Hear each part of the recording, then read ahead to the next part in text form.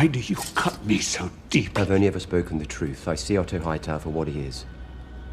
An unwavering and loyal hand. A cunt! It was at this moment that House of the Dragon won me over. Not because Daemon did a funny swear, but because it confirmed that the showrunners were trying to replicate what made early Game of Thrones so great. He doesn't protect you. I would. From what?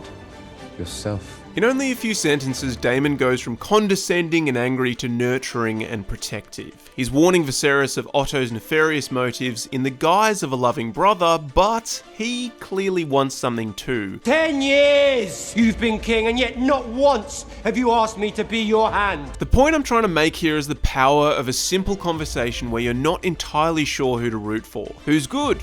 Who's bad? We just saw Daemon kill hundreds of people in King's Landing, but he's also got a good point about Otto. Viserys knows Daemon is too dangerous to remain in the city, but he also sends away the only man willing to speak the truth. You, as a viewer, get to insert yourself and your allegiance into these conversations. And to me, this level of interactivity was what made Game of Thrones so great. So Jaime Lannister. If you zoomed out far enough past the big battles, the sex scenes, the speeches, and the late season character assassinations, Game of Thrones was so appealing because it was full of interesting, morally ambiguous characters all gunning for the same thing. Whether by wealth, status, force, cunning, deceit, everyone was forced to do horrible things on the way to the top, and you got to choose who to support on their rise. But it was the fact that your opinion could change from episode to episode that made it so compelling. George R.R. Martin understands that people act on a broad spectrum of morality, and therefore his characters showed the ability to evolve. For instance, Jaime Lannister was initially an objectively bad dude, and clearly his moral compass was a bit The things I do for love.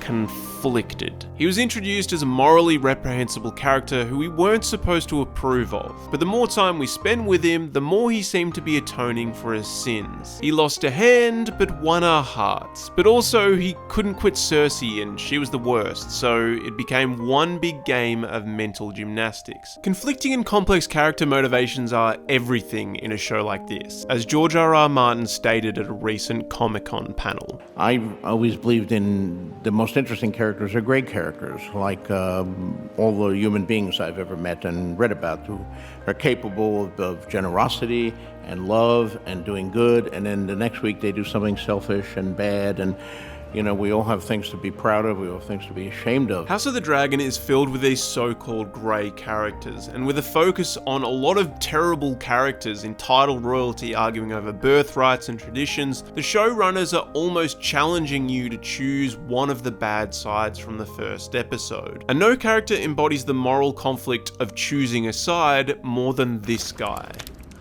He can keep his tongue. Matt Smith is an absolute gem. I just want to get that out of the way. He's one of the most magnetic on-screen personalities working today and manages to demand your attention in every scene he's in. Which is really hard because this cast is full of incredible character actors. Paddy Considine will hopefully get an Emmy nod. The rest of the cast is fantastic. Millie Alcock, Australia represent, but just by virtue of Daemon's erratic behaviour, Smith was the one I couldn't stop watching anytime he was on screen. There's a lot to the performance, but I think Smith's ability to play the roguish upstart in such a playful but menacing way is so unique in a world of regal facades. While others are constructing finely worded threats, Daemon is doing this. I would rather feed my sons to the dragons than have them carry shields and cups.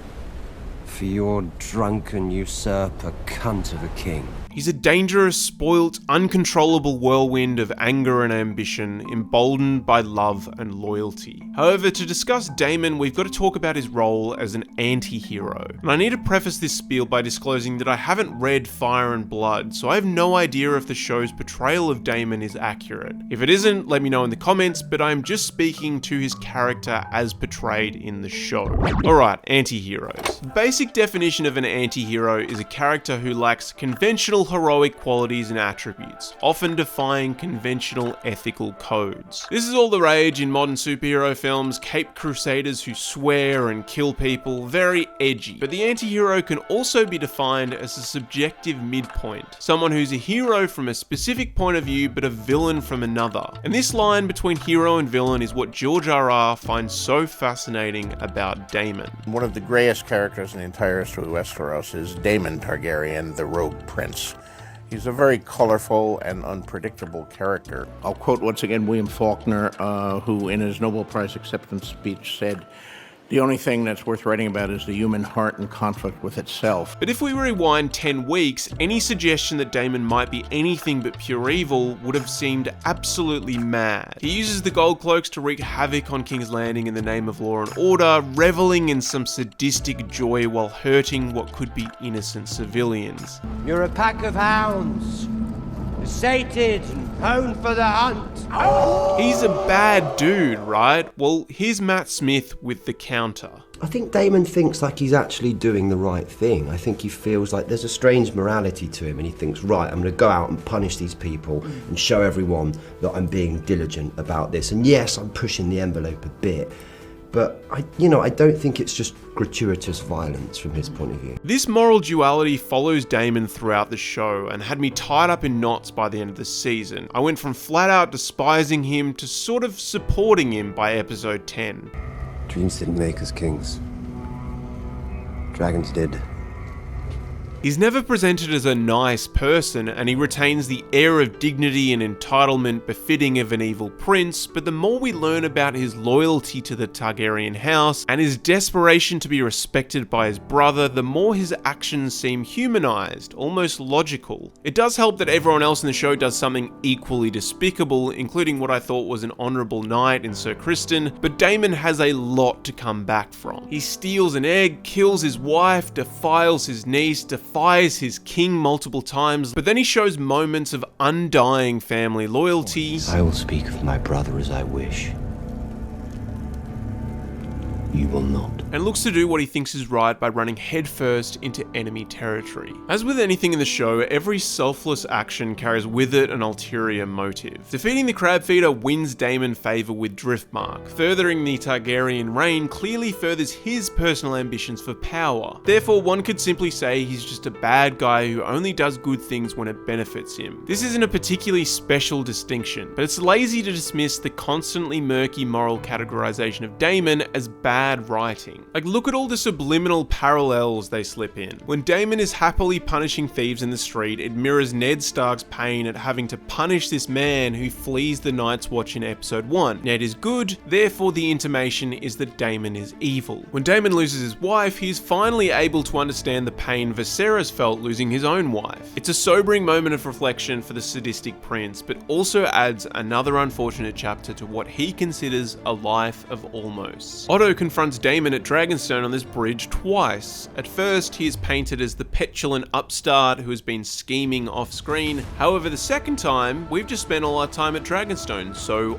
Otto is presented as the usurper? And I say that with a question mark because 10 episodes in, I still don't really know who I'm supposed to be rooting for. Each of these inflection points highlights the inherent greyness that makes these characters so captivating. I think I'm probably going for Anais right now because she's the only one who has seemed truly loyal throughout, but I also respect Otto's conniving, Rhaenyra's tenacity, and Daemon's loyalty to his house. And this whole conversation, this whole video essay feeds into an even bigger question. Are we even supposed to be choosing sides? Olivia Cooke recently stated she believes the show is a cautionary tale about the human obsession with factionalism, choosing sides, which I've got to agree with. Especially on social media, people seem hell-bent on pledging allegiance to a banner or a government or a monarchy, and then blindly supporting their side while refuting the other. As House of the Dragon shows, movements are run by inherently flawed people whose thoughts and beliefs change all the time. Therefore, it seems oddly ironic and potentially moronic that I'm here trying to pick a side when that allegiance will probably have shifted a few minutes into season 2. I say all of this with compliments because I was shocked that House of the Dragon was this good. The ability to rejuvenate a much beloved franchise that collapsed in a final season is fucking hard. But they knocked it out of the park here. While Amazon was making a fairly mediocre TV show for the GDP of Tonga, HBO recruited fantastic actors, producers, writers, and cinematographers to adapt a brilliant season of TV. The message is pretty simple.